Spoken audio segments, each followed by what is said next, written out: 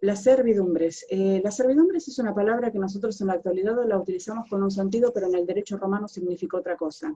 Nosotros en la actualidad hablamos de las servidumbres como, vieron que se habla de la figura penal de reducción a la servidumbre, que es una situación peor, diría yo, que la esclavitud, ¿no? En la que se priva de la libertad de una persona, se la tiene reducida a la condición de cosa, etc. Ese sentido en el que nosotros utilizamos actualmente las servidumbres, o reducción a la servidumbre, no era el sentido que le daban los romanos. Cuando nosotros hablamos de servidumbres en el derecho romano, nos estamos refiriendo todavía a los derechos reales, o sea, los vínculos entre las cosas y las personas que el derecho va a regular. Nosotros habíamos visto en el derecho de propiedad que la propiedad era perpetua, absoluta, exclusiva, o sea, hasta ahí bárbaro, porque, o sea, eso se entendió perfectamente. Y la exclusividad, o sea, la exclusividad, la perpetuidad, o sea, todo lo que implicaba para el propietario un derecho tan absoluto que no podía ser avasallado o no reconociera otro el derecho de propiedad. Sin embargo, este derecho de propiedad va a sufrir limitaciones, ¿sí? Se va a encontrar limitado. Y se va a encontrar limitado por las razones de convivencia con sus vecinos. Y esto lo podemos ver un paralelismo a la actualidad. O sea, nosotros tenemos un derecho de propiedad amplio sobre la cosa que nos pertenece, pero en virtud de las relaciones con los demás miembros de la sociedad, el derecho nos establece regulaciones y nos limita con este derecho tan amplio que tenemos, porque nosotros no podemos perjudicar a los demás. Bueno, entonces, en el derecho romano, servidumbre es una restricción o limitación al derecho de propiedad establecido por la ley en virtud de las relaciones de vecindad, ¿sí? Esa sería una definición abarcativa de lo que significa la palabra servidumbres. Las servidumbres significan tolerar algo, o sea, yo tengo que tolerar algo en beneficio de otro porque la ley me lo impone con carácter obligatorio. Son de carácter perpetuas, duran lo que dure la vida de su titular, y las servidumbres siempre recaen sobre cosa ajena. ¿Esto qué significa? Que se establecen dos vínculos.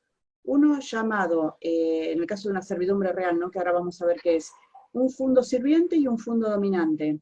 Se establecen una vinculación entre dos partes, por así decirlo, entre dos partes, donde una tiene que tolerar, por ejemplo, que las aguas pasen por su fundo, porque eso hace a que le sirva no sé, para la construcción, o le sirva para que el ganado pueda tomar esa agua, o para que la gente que la necesita la utilice esa agua, ¿se entiende? Entonces, tenemos dos partes, una que tiene que tolerar algo sobre lo que es de su propiedad para que otra se beneficie. Y la ley lo establece con carácter obligatorio. Bueno, yo les dije, bueno, entonces les dije, son limitaciones, son de carácter perpetuo, recaen siempre sobre cosa ajena, son de carácter indivisibles. Esa es la regla general. La servidumbre, o sea, estas son características generales, pues vamos a ver cada una en qué consiste. Son de carácter indivisibles. Que sean de carácter indivisibles no quiere decir que si la cosa se divide, ya la servidumbre se extingue, sino que quiere decir que si la cosa se divide, cada propietario sobre la cosa ya dividida, o sea, hay dos propietarios diferentes sobre dos cosas diferentes, la servidumbre subsiste respecto de esos dos propietarios, ¿sí? Entonces, nosotros hablamos de las relaciones de vecindad. Esto significa, cuando hablamos del vecino, relaciones de vecindad, no significa que es al que tenemos al lado o al que tenemos enfrente. A lo mejor la relación de vecindad es un concepto mucho más amplio y se refiere a los términos de la comunidad o de la sociedad. A lo mejor nosotros estamos prestando una servidumbre y no sabemos en favor de quién la estamos haciendo, porque a lo mejor esa persona que se sirve de algo está a muchos kilómetros, o a la inversa, nosotros nos servimos de aguas que pasan que nosotros las utilizamos, pero, o sea, las utilizamos para que el ganado tome esas aguas, porque no tienen acceso a otra fuente de agua, y no sabemos de dónde viene, no sabemos quién es el propietario del fondo que nos provee esas aguas. a eso se refieren las relaciones de vecindad, no se refiere a relaciones del que tenemos al lado, que puede ser también, ¿no? Que ahora lo vamos a ver en las servidumbres urbanas.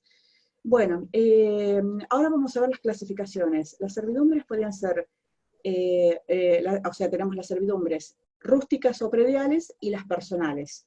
Dentro de las rústicas o prediales, dentro de las prediales tenemos las rústicas, propiamente dichas, y las urbanas.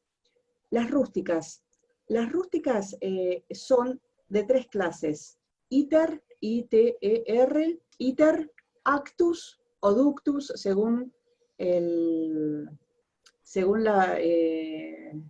libro, según la bibliografía, porque se pueden denominar de las dos maneras.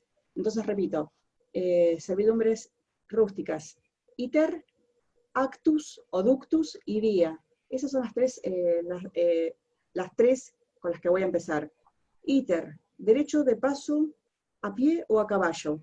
Si yo no tengo lugar, no tengo un pasaje, una calle, o lo que hoy sería una calle, un lugar por donde pasar, una vía pública, y son grandes extensiones de una propiedad que es privada, el propietario de ese lugar tiene que habilitar un derecho de paso para las personas que necesiten pasar por ahí, porque no tienen otro lugar por donde pasar. Eso se llama iter, derecho de paso a pie o a caballo, cuando no hay otra vía alternativa u otro camino alternativo. Actus, es el derecho a pasar con animales de gran porte, bueyes, también, bueno, bueyes, no sé, animales que se usaban en esa época, ¿no? Los caballos también son de gran porte, pero el caballo era de un uso más diario, más doméstico. Por ahí los bueyes eran utilizados para labrar la tierra. Entonces, el pasaje de estos animales u otros animales servían pero tenían que ser grandes, para pasar por, también incluían este derecho de paso. Y finalmente vía era un derecho de paso que comprendía los dos anteriores, o sea que era de carácter más amplio y general. Se podía pasar la persona, podía pasar el caballo, podían pasar los carros tirados por los bueyes, los carros tirados por los animales, ¿sí? Porque se podían utilizar las vías de transporte. Bien, estos pasos por tierra no eran solamente por tierra, también eran los pasos por agua. Por eso estaba la servidumbre de acueductus. La servidumbre de acueductus era el derecho de pasar por un lugar, trasladarse, ya sea, podía ser un río, podía ser una laguna, ¿sí? Entonces, yo tengo que tolerar como propietario de un fondo donde tengo una laguna, que otro la cruce o la atraviese con su embarcación, porque era necesario que fuera. Estamos hablando de grandes extensiones de terrenos, no estamos hablando como hoy concebimos el derecho que tiene a pasar una persona, supongamos, por un terreno.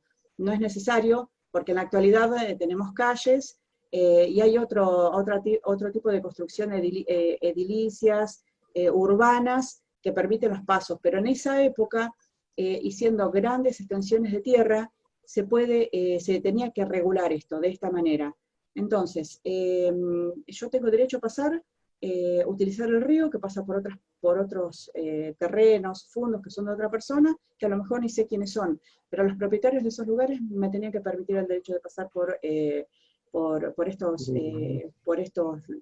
estas vías acuáticas.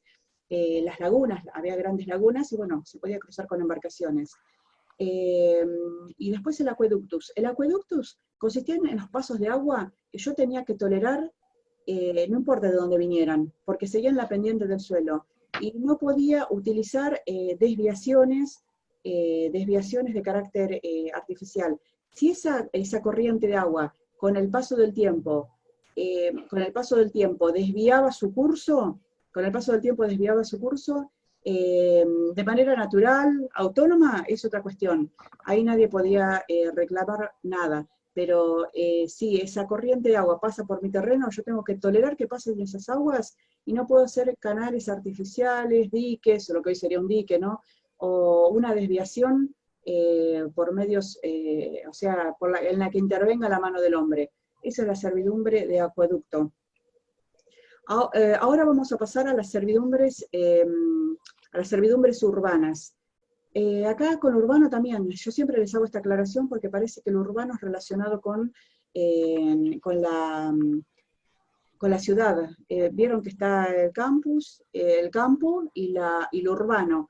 Eh, lo urbano no es la ciudad como la entendemos ahora. Lo urbano se relaciona con todas las construcciones de carácter edilicio, todas las casas, puentes, cuestiones de esta naturaleza, ¿no? Bueno, los puentes estaban regulados por el derecho público, pero acá estamos hablando de construcciones edilicias hechas por los particulares.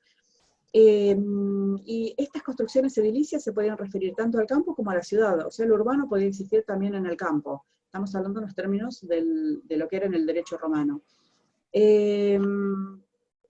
Bien, había varias servidumbres urbanas.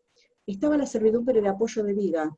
La servidumbre de apoyo de viga era que el propietario de un fondo tenía que tolerar, porque no había otra posibilidad, no era por una actitud caprichosa de un tercero, sino porque no había otra posibilidad de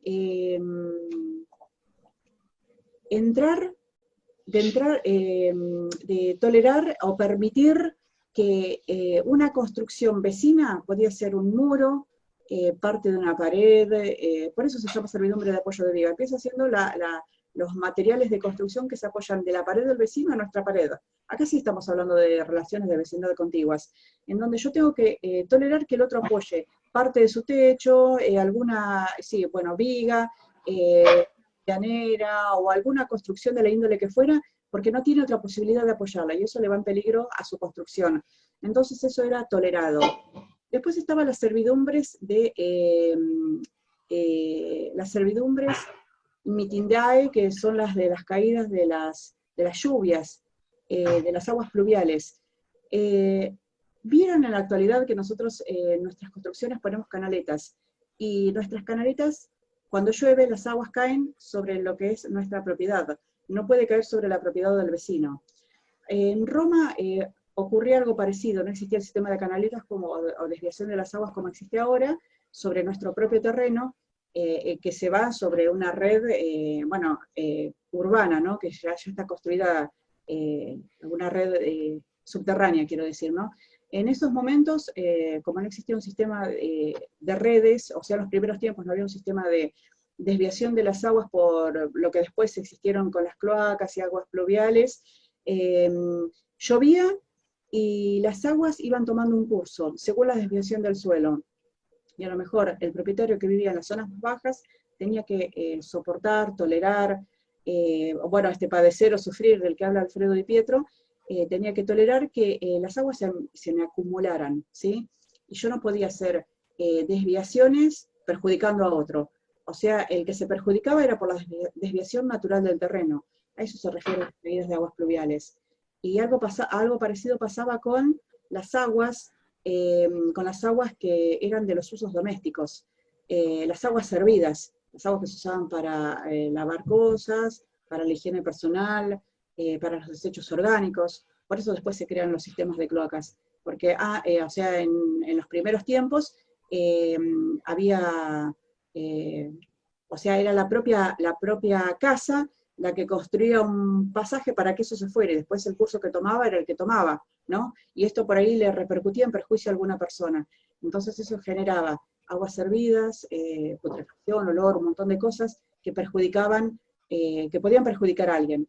Después sí existió todo un sistema de canalización, todo un sistema arquitectónico que permitió que todas estas aguas servidas, en general, fueran desviadas. Bueno, vamos a pasar ahora a las servidumbres personales. Las servidumbres se llaman personales porque tienen en cuenta a la persona del titular, más que al objeto. O sea, hay un objeto sobre el cual se constituye la servidumbre, pero tiene en cuenta a quién es su titular.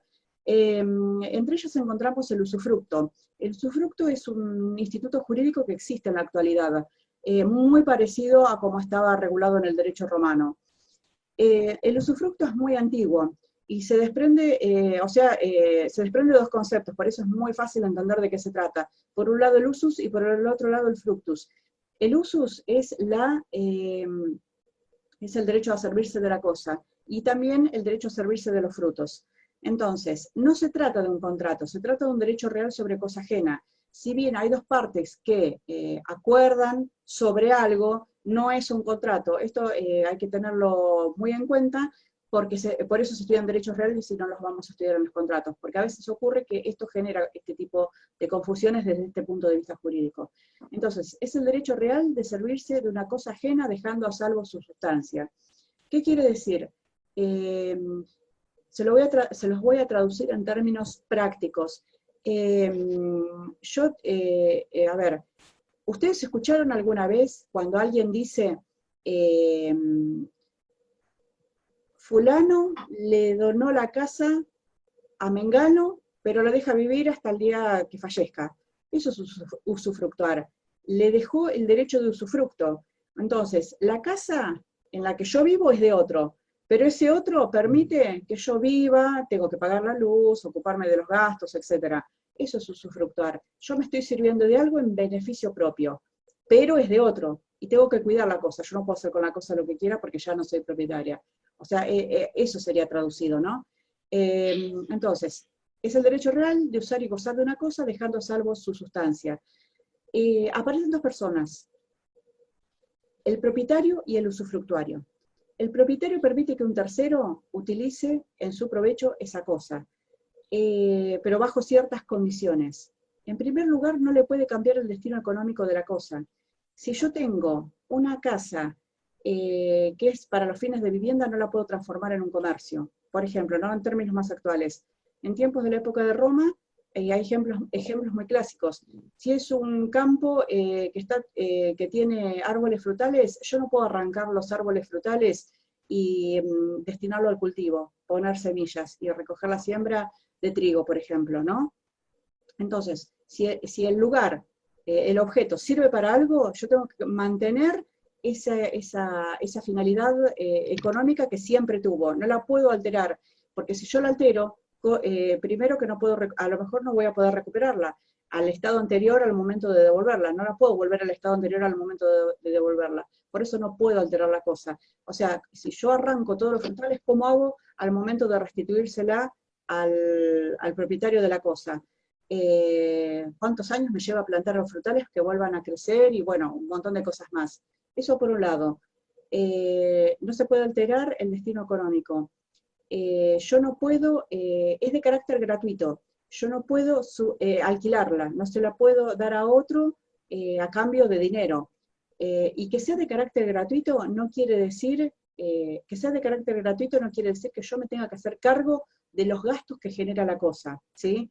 ¿Vieron el ejemplo que yo les daba de la casa? Bueno, alguien permite que yo viva en la casa, pero la casa genera gastos, y de esos gastos se tiene que hacer cargo el usufructuario.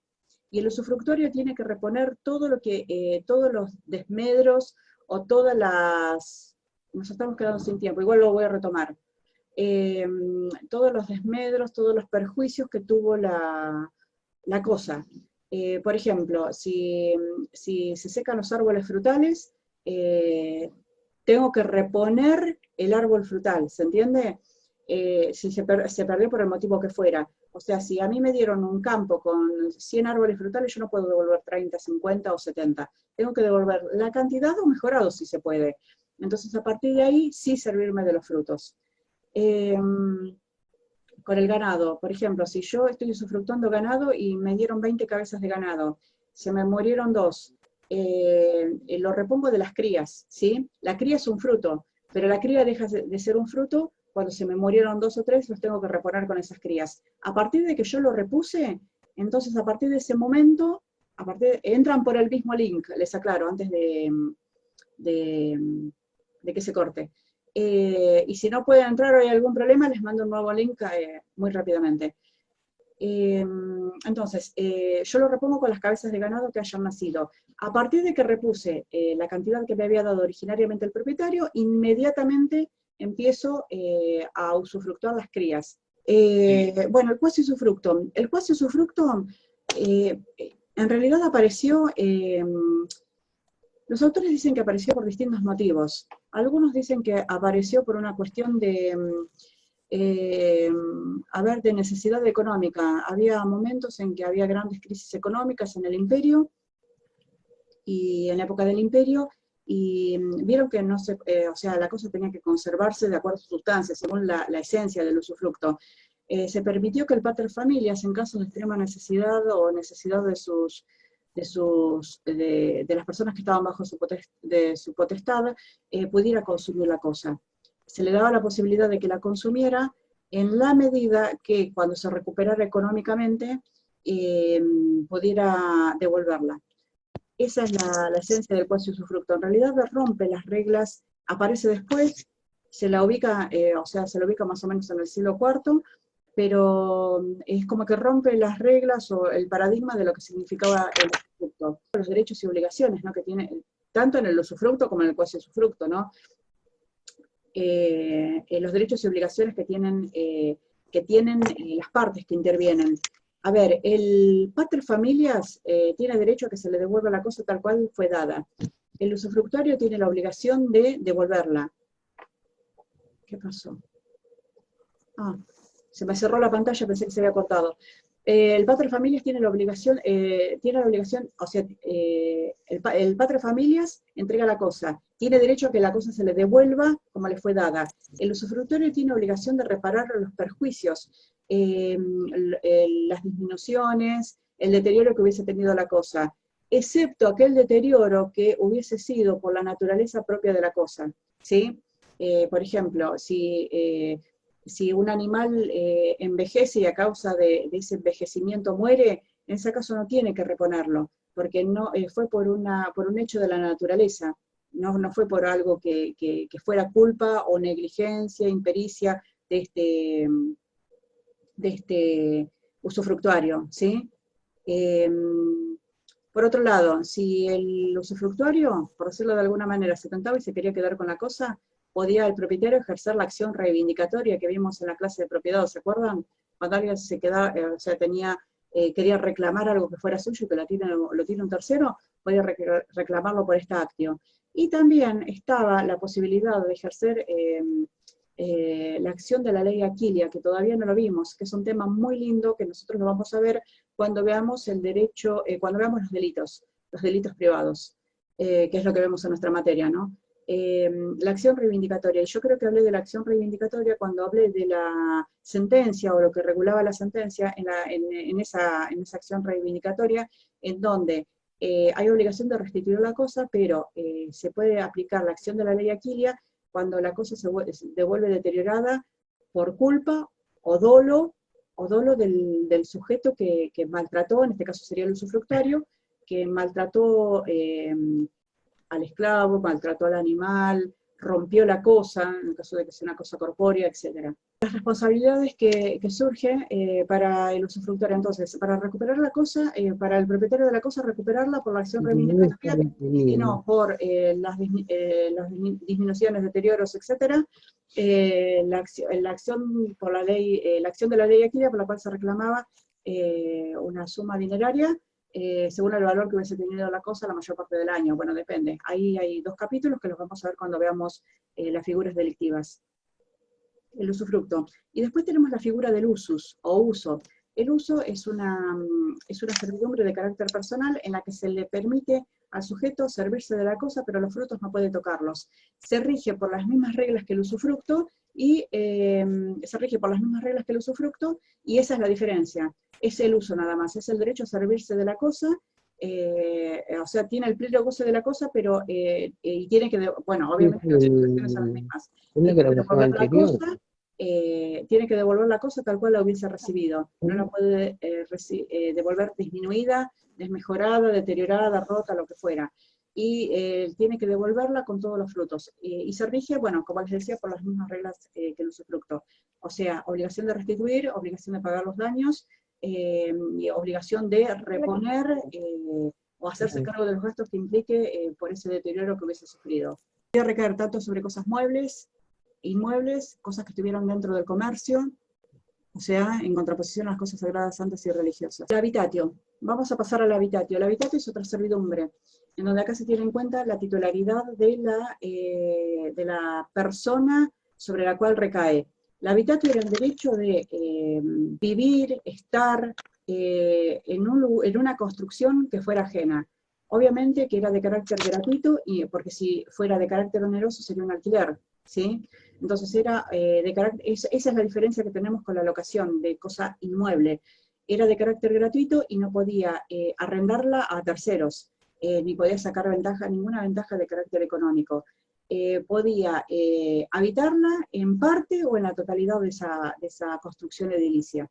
Y bueno, obviamente que tenía que devolverla tal cual se la había dado, no afecta el derecho de propiedad del dueño de esa construcción, y tenía que hacerse cargo de las mejoras en la medida que hubiese habido deterioros. No tenía obligación de mejorar la cosa, sí tenía obligación de devolverla en el mismo estado que la había recibido. Y también apareció otra servidumbre de carácter personal que se llamó operae servorum. Las operae servorum era el derecho que tenía un ciudadano X, el derecho que tenía un ciudadano de servirse, de utilizar los servicios de un animal ajeno, de un esclavo. Al principio se utilizó con los esclavos y después se hizo extensivo a los animales, por eso aparecen las operae animalium. Y las servidumbres, bueno, como es una situación de hecho, se defiende por dos interdictos. Es materia interdictal, aunque se llame actio, porque tenía fuerza, tenía influencia sobre la decisión que se tomara en este caso. La actio confesoria. La actio confesoria se daba en beneficio de aquella persona a la cual un tercero lo afectara en su derecho a ejercer la servidumbre. O sea, si yo quiero pasar por un lugar y a mí me lo impide el propietario del lugar, o quiero que mis bueyes tomen el agua de un suelo ajeno, porque el agua que se junta ahí porque es un lago, un canal, lo que fuera, yo ejercía esta actio confesoria. La acción negatoria se daba al propietario con el fin de obtener una declaración judicial. A ver, se daba al propietario con el fin de obtener una declaración judicial, que la cosa no se encontraba afectada por la servidumbre. La actio negatoria, ¿qué quiere decir que no se encontraba afectada por la servidumbre? Alguien me reclama a mí como propietario que tiene derecho a hacer algo, pero la única forma de impedírselo, porque de hecho se lo puede impedir, pero si la persona insiste, con la actio negatoria yo tengo una decisión por sentencia que me dice que esa persona no tiene derecho a utilizar el derecho de paso, por ejemplo, porque tiene otras vías alternativas. A eso se refiere, esa es la acción negatoria. Niega la existencia de la servidumbre. Yo había preparado unas cositas para leerles de Alfredo Di Pietro, ¿no? Bueno, hay las servidumbres. Por ejemplo, yo saco un párrafo de acá de Di Pietro que dice, en las institutas de Gallo, los derechos sobre los predios urbanos son, por ejemplo, el derecho de elevar más alto la casa obstaculizando las luces de las construcciones del vecino. Altius tolendi aedes officendi luminibus bikini aedium. O al estar constreñido en elevar más alto la casa para que el vecino no sea que sea impedido de ver las luces. No sé por qué no me salen las palabras.